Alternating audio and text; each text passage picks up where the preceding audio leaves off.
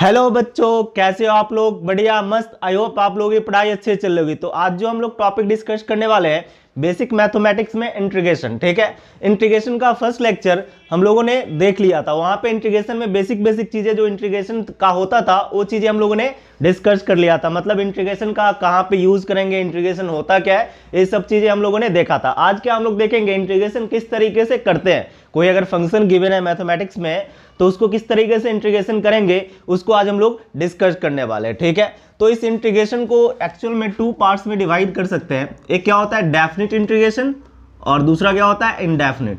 हमें फिजिक्स में जो यूज होगा वही चीजें देखना है। बात समझ में आ रहा है? इंटीग्रेशन बहुत ही बड़ा चैप्टर है, ठीक है, बड़ा ही यूनिट्स है। तो हमें क्या समझना है, जितना हमें मैथमेटिक्स में यूज होगा वही डिस्कस करेंगे। ठीक है, तो दो पार्ट्स में डिवाइड कर सकते हैं। क्या होता है डेफिनिट और दूसरा क्या होता है इनडेफिनिट होता है। ठीक है, तो पहले क्या हम लोग डिस्कस करने वाले हैं इनडेफिनिट, फिर क्या करेंगे डेफिनिट। तो इनडेफिनिट और डेफिनिट है क्या, उसको पहले समझते हैं। अगर कोई इंटीग्रेशन है, इंटीग्रेशन मतलब हमने बताया था साइन कुछ इस तरीके से, प्रीवियस लेक्चर में बताया था। इंटीग्रेशन मतलब क्या, ये सांप। ठीक है, बात समझ में आ रहा है? इस तरीके से इसका सिंबल होता है।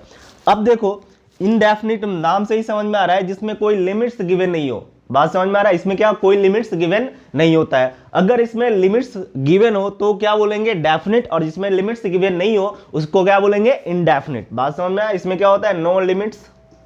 लिमिट्स क्या होता है, कोई भी चीज का एक लोअर वैल्यूज होता है और एक अपर वैल्यूज होता है। मतलब कुछ मिनिमा होगा कुछ मैक्सिमा, उसी को क्या बोलते हैं लिमिट्स बोलते हैं। इसमें क्या लिमिट्स होते हैं।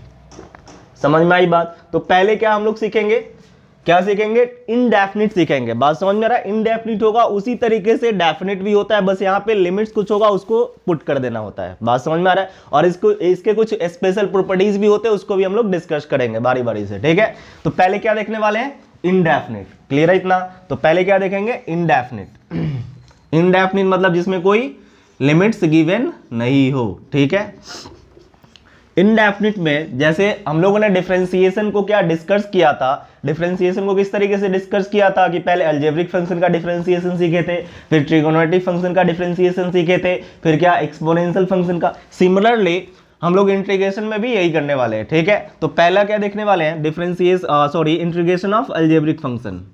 पहला क्या देखेंगे इंटीग्रेशन ऑफ अलजेब्रिक फंक्शन। ठीक है, तो अलजेब्रिक फंक्शन क्या होता है, कोई दिक्कत नहीं है। एक्स वाई इस तरीके से कोई टर्म्स दे रखा हो तो उसको क्या बोलते हैं अलजेब्रिक फंक्शन बोलते हैं। तो पहला ही हमें फॉर्मूला पता होना चाहिए। प्रीवियस लेक्चर में मैंने बताया था कि डिफरेंशिएशन का जस्ट रिवर्स क्या होता है इंटीग्रेशन। तो डिफरेंशिएशन में क्या लिखते थे डी अपॉन डी एक्स लिखते थे। क्या लिखते थे डी अपॉन डी एक्स, मतलब नीचे डिफरेंशिएशन में डी एक्स से डिवाइड करते थे। इंटीग्रेशन का साइन कैसे होता है ऐसा कुछ, और क्या होगा कोई फंक्शन होंगे तो यहाँ पे लिख लेंगे और इसे डी एक्स से मल्टीप्लाई कर देंगे। इसमें डिवाइड था, इसमें मल्टीप्लाई होगा, जस्ट इसका उल्टा।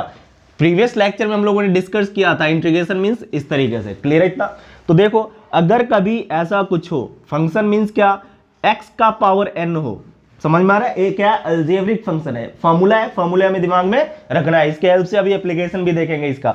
तो फॉर्मूला क्या है x का पावर n। बात समझ में आया? x का पावर n हो, x मींस क्या अलजेब्रिक फंक्शन, n क्या हो सकते हैं 1 2 3, मतलब -1 को छोड़ के कुछ भी हो सकता है। बात समझ में आ रहा है? अब -1 को छोड़ के क्यों होगा वो भी अभी डिस्कस करेंगे।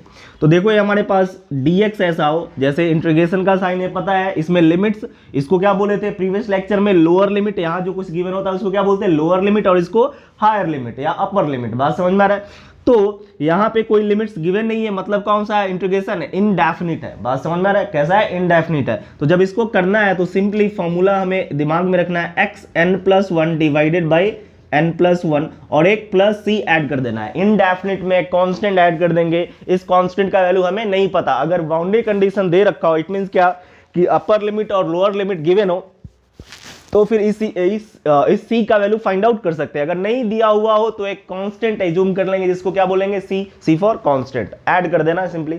ठीक है, वेयर एन क्या हो सकते हैं वेयर एन हो सकता है कुछ भी 0, ठीक है 1 -2 कुछ भी हो सकते हैं 3, बस क्या हो सकता है 0 होंगे नहीं क्या, मतलब एन कुछ भी हो सकता है छोड़ के, किसको छोड़ के देखो बस -1 को छोड़ के कुछ भी हो सकता है। बात समझ आ रहा है? -1 नहीं हो, बाकी कुछ भी हो, तो हम लोग ये फॉर्मूला अप्लाई कर सकते हैं किसके, अलजेब्रिक फंक्शन के लिए। क्लियर है इतना। अब -1 अगर हो तो फिर क्या करेंगे, उसको भी देख लेते हैं। अगर -1 हो कभी, सेकेंड अलजेब्रिक में दो ही फॉर्मूले हैं जिसको देख लेते हैं। एक्स का पावर अगर -1 कभी हो जाए तो इसको क्या राइट कर सकते हैं, 1/x राइट कर सकते हैं dx। तो इसका क्या फॉर्मूला होता है, log x। बात समझ में आ रहा है, क्या रहा है, log x प्लस c।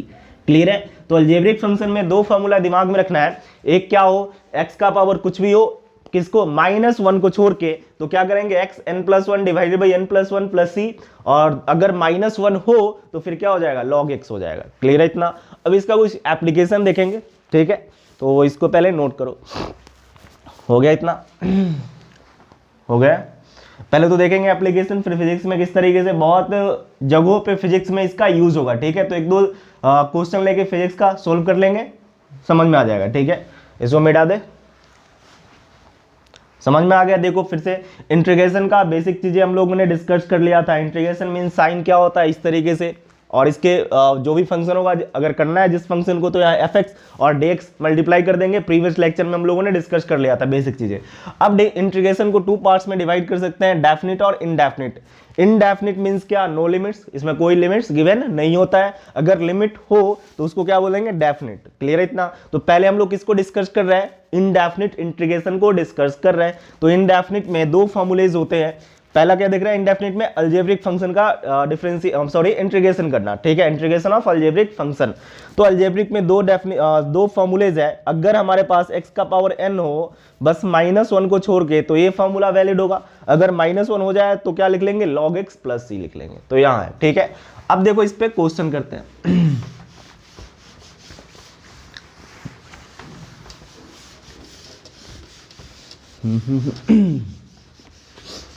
देखो एक दो क्वेश्चन करते हैं। ठीक है, पहले तो बहुत आसान, सपोज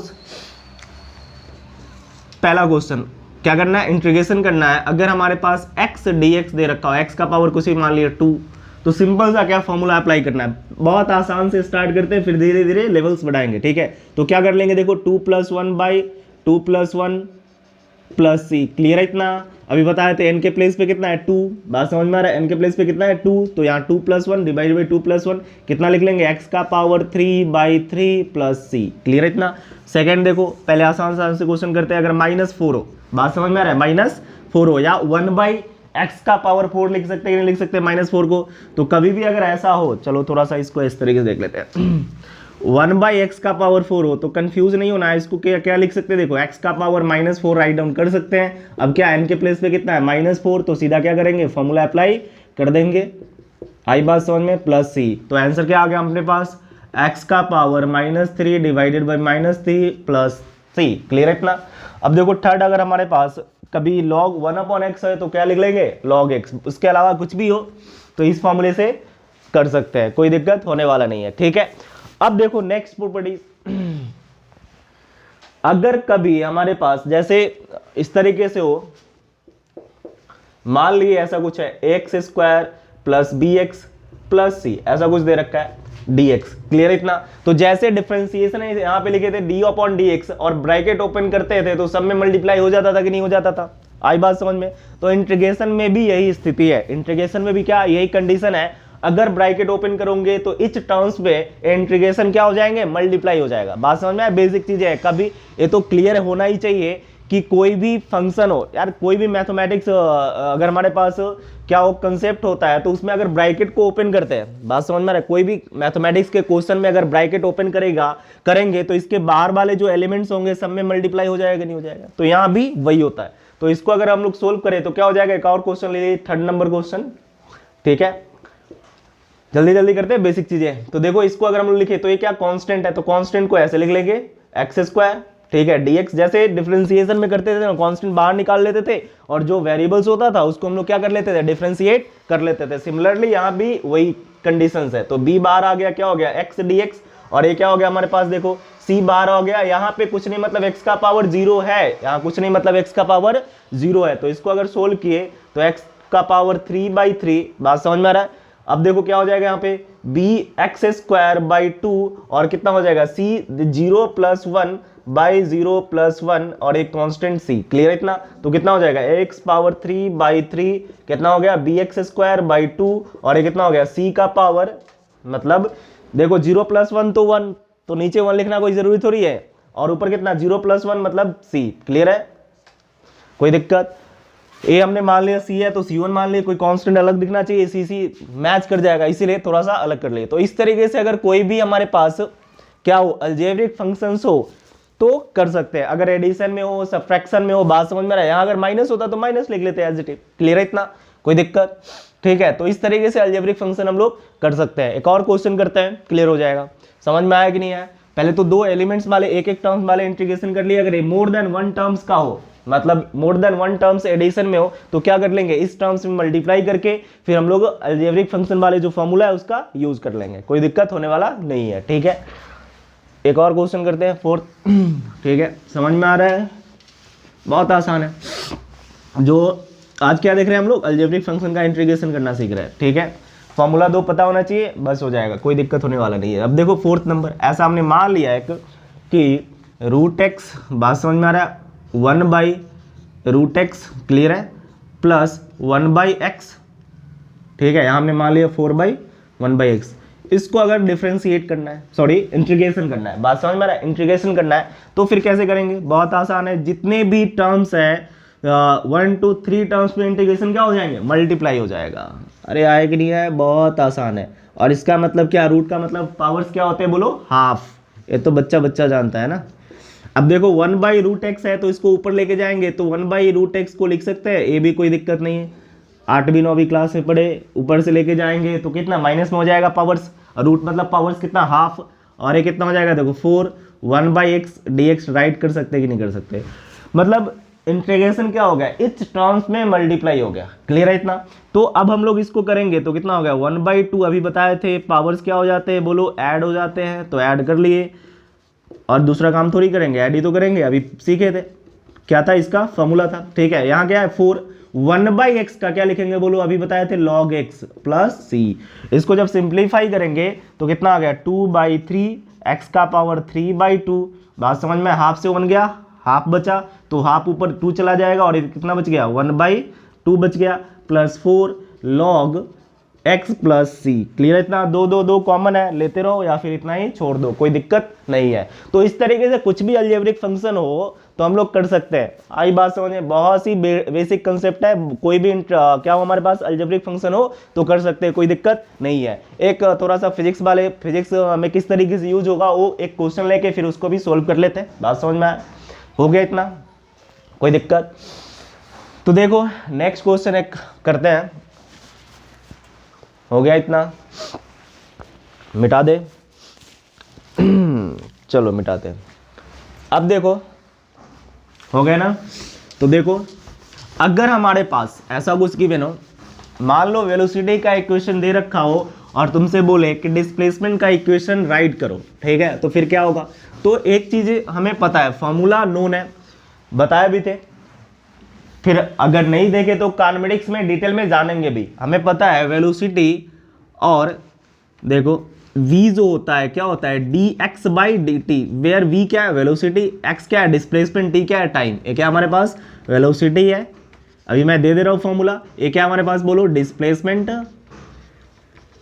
अगर मान लो फॉर्मूला गिवन है, और t क्या हमारे पास बोलो टाइम। ऐसे तो फॉर्मूला पता ही होना चाहिए, काइनेमेटिक्स पढ़ेंगे इसके बाद तो एक पूरा और क्लियर हो जाएगा। अभी मान लो कि ये फॉर्मूला दे रखा हो, ठीक है, मान लो कि ये फॉर्मूला गिवन हो, अगर तुमसे बोले कि इफ वेलोसिटी ऑफ इक्वेशन, या एक मिनट, इफ इक्वेशन ऑफ वेलोसिटी दे रखा हो,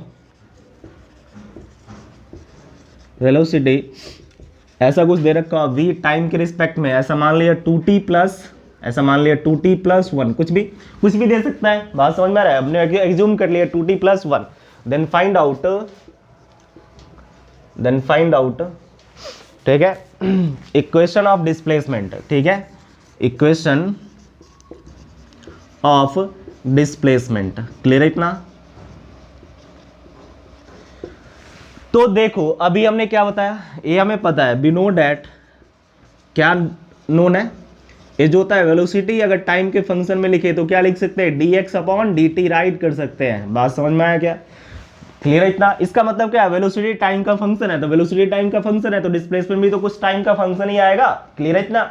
तो अगर हम लोग देखें तो इसको ऐसे लिख सकते हैं dx dt, क्रॉस मल्टीप्लाई कर लिए तो vt dt, क्लियर है इतना। ऐसे क्वेश्चन बहुत करेंगे काइनेमेटिक्स में। अभी थोड़ा सा समझ लेते हैं कि फिजिक्स में क्यों इंटीग्रेशन का यूज है, क्लियर आ रहा है बात समझ में।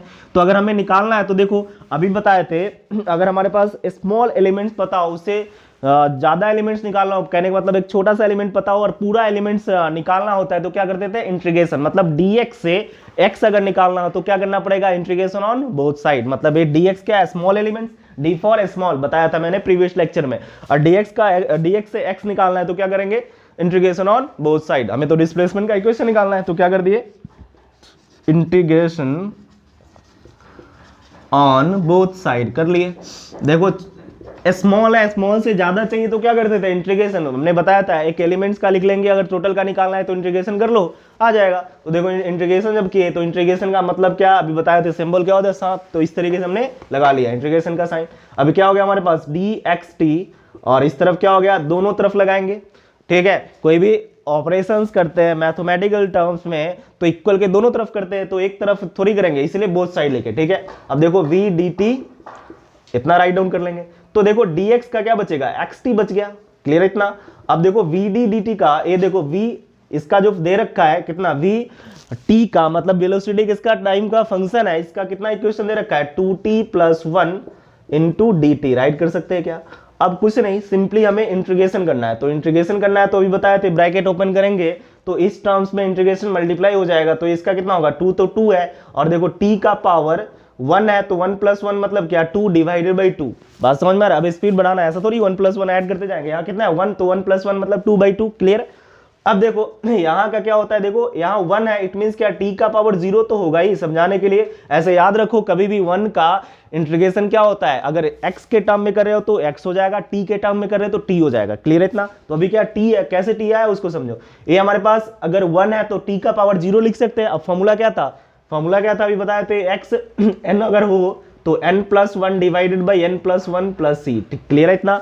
तो देखो यहाँ पे n की जगह पे क्या है 0, तो 0 + 1, यहाँ फिर क्या हो जाएगा 0 + 1 + c, तो ये 2 से 2 कैंसिल आउट, ये कितना होगा t² t + c, तो ये हमारे पास डिस्प्लेसमेंट का इक्वेशन आ गया। अगर हमारे पास डेफिनेट इंटीग्रेशन होता है, इट मींस क्या, अगर हमारे पास तुमसे पूछता, जैसे अगर तुमसे इसी क्वेश्चन में थोड़ा सा चेंज करता कि 2 सेकंड पे निकालो डिस्प्लेसमेंट, 3 सेकंड पे निकालो, इट मींस क्या कि वो क्या कर दिया, लिमिट दे रखा हो, तो लिमिट दे रखा हो तो हम लोग निकाल सकते थे, तो कौन सा चला जाएगा, डेफिनेट इंटीग्रेशन में चला जाएगा। इसके बाद हम लोग देखेंगे, अभी क्या हम लोग देख रहे हैं इनडेफिनिट। तो अगर इक्वेशन निकालने की बात करें तो ये हमारे पास डिस्प्लेसमेंट का इक्वेशन आ गया। तो इस तरीके से अगर एक्सेलरेशन दे दे, वेलोसिटी का इक्वेशन पूछ ले, कुछ भी चीजें दे रखा हो तो बाय हेल्प ऑफ इंटीग्रेशन कर सकते हैं। तो अभी तो बस बेसिक चीजें देखें कि इंटीग्रेशन होता क्या है, फिर जैसे जैसे फिजिक्स पढ़ेंगे वहां पे यूज और बेटर तरीके से समझ में आ जाएगा इंटीग्रेशन का। अभी थोड़ा सा समझे, क्लियर इतना। तो आज के लिए इतना ही। आज हम लोगों ने क्या देखा, अलजेब्रिक फंक्शन, इंटीग्रेशन में क्या देखा, अलजेब्रिक फंक्शन। तो वीडियो अच्छा लग रहा हो तो लाइक करें, शेयर करें और चैनल को सब्सक्राइब करें। आज के लिए इतना, थैंक यू।